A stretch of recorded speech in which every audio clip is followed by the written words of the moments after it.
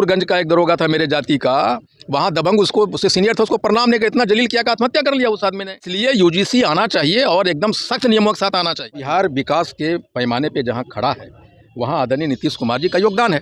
और मुझे आज भी कहता हूँ और जीवन के किसी भी मंच पे कहूँगा कि अगर ये हमें एज ए बिहारी रिग्रेट है कि अगर ये नीतीश कुमार जी प्रधानमंत्री होते तो निश्चित तौर पे देश एक अलग दिशा में जाता। और ट्रंप जिस तरह से किसी भी और संसदीय भाषा का मैं समर्थन नहीं करता।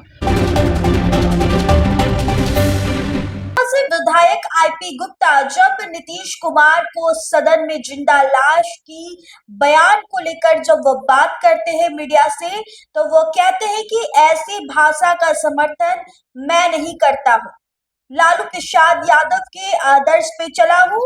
देखिए इस रिपोर्ट में पहले विधायक जी के इस बयान को। लालू यादव नहीं होते तो आप सदन नहीं पहुंचते। ये तो बिल्कुल सही है। जिसका हमारे गांव में जब लौंडा नाच होता था, जिसमें हम बच्चा थे, गाती पहन के वो लौंडा नाच देखने जाते थे। अरे एक आदमी दबंग आता था, बगल वाला गांव वाला, हम लोगों को रैंसम ले लेता था। हमारा हाथ पर ऐसे कांपता था जैसे लगता है कि क्या हो गया, कौन गुनाह कर दिया। पूरा एक आदमी पूरे गांव को हाईजैक कर लेता था। देन कम्स लालू यादव जी, और लालू यादव जी आए तो आईपी गुप्ता खड़ा हुआ, उसका हाथ पैर थरथराना बंद हुआ। और वही ताकत है आदरणीय लालू प्रसाद यादव जी का कि आज मैं यहाँ हूँ, सदन में हूँ। सोशल मीडिया पर जंगल राज में बताते हैं कि जंगल राज था, जो शब्द का जिस शब्द का प्रयोग किया जा रहा है, जिंदा लाश, इधर से जेडीयू भी कर रही है, उधर से राजद भी कर रही है, बुड्ढा। देखिए किसी भी और संसदीय भाषा का मैं समर्थन नहीं करता। और जो वरिष्ठ हैं, जितने वरिष्ठ नेता हैं, मैं चाहता हूं कि उनके द्वारा निकाले गए शब्द, उनका आचरण ऐसा हो कि पूरा देश और पूरा बिहार और आने वाले जो पीढ़ी है, जो राजनीति करना चाहता है, एक सबक ले। एक अच्छा सदन की कार्रवाई का नज़ारा जाना चाहिए देश को। अब तो लड़ाई सर ऐसा भी आ गया है कि एक पार्टी दूसरे पार्टी को कह रही है कि तुम अपने बाप को देखो, नीतीश कुमार को लेकर भी आपने कहा कि पीएम अगर होते तो देश की जो स्थिति है, जो ट्रंप के आगे घुटने टेके, उस तरीके की बात आपने कहा। क्या देखिए, मैं हमेशा कह रहा हूँ कि आज अगर मेरे पुराने भी इंटरव्यू देखें इलेक्शन से पहले, तो मैंने कहा है, मैं ये पहले भी कहा है कि बिहार की बहुत सारी योजना ऐसे हैं जो प्रधानमंत्री ने कॉपी किया है, सेंटर ने कॉपी किया है। और इसमें दो राय नहीं कि आज बिहार विकास के पैमाने पे जहां खड़ा है वहां आदरणीय नीतीश कुमार जी का योगदान है। और मुझे आज भी कहता हूं और जीवन के किसी भी मंच पे कहूंगा कि अगर ये हमें एज ए बिहारी रिग्रेट है कि अगर ये नीतीश कुमार जी प्रधानमंत्री होते तो निश्चित तौर पे देश एक अलग दिशा में जाता।